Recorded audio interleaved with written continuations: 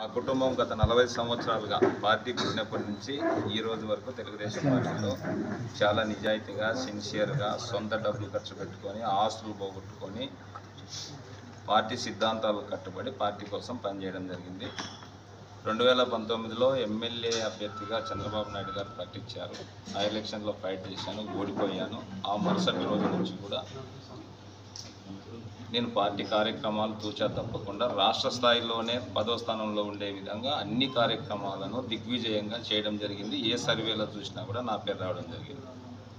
కానీ ఈ నియోజకవర్గంలో ఎమ్మెల్యే టికెట్ ప్రకటించినప్పుడు ఈ నియోజకవర్గంలోనే కాదు ఎక్కడా కూడా ఈ రాష్ట్రంలోనే జెండా విలువ తెలియకపోకున్నటువంటి వ్యక్తి, జెండా కూడా పట్టుకోకున్నటువంటి వ్యక్తికి తెలుగుదేశం పార్టీ అభ్యర్థిగా టికెట్ ప్రకటించడం జరిగింది. కార్యకర్తలంతా విశ్వాసం చెందినారు. మాకు కూడా ఆశ్చర్యానికి గురయ్యాం. ఏంటి పరిస్థితిని చూస్తే కేవలం టికెట్ తీసుకున్నటువంటి వ్యక్తి డబ్బులు ఇచ్చి కొనుక్కొని వచ్చినారని చెప్పి బాహాటంగా ప్రచారం చేస్తాను, అందరికీ తెలిసిన అంశం.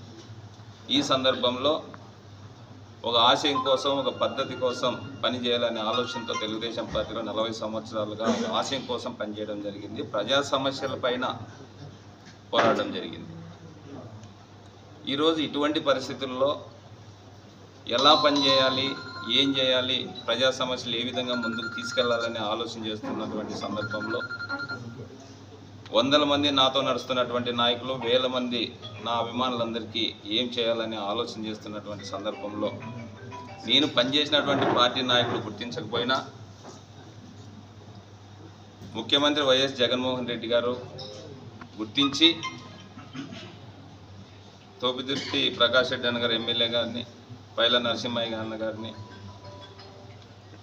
ఎంఆర్సి రెడ్డి అన్న గారిని, రంగయ్య అన్న గారిని, ఎంపీ గారిని, వీళ్ళందరినీ పంపించి మన పార్టీలో అతని సేవలు ఉపయోగించుకుందాం, పార్టీలోకి ఆహ్వానించడం చాలా సంతోషించదగ్గ విషయం. ఎందుకంటే పని చేసినటువంటి పార్టీ కాకుండా పోరాటం చేసినటువంటి పార్టీ నాయకుడు నా కష్టాన్ని గుర్తించి ఈరోజు వచ్చి ఆహ్వానించడం చాలా సంతోషంగా ఉంది.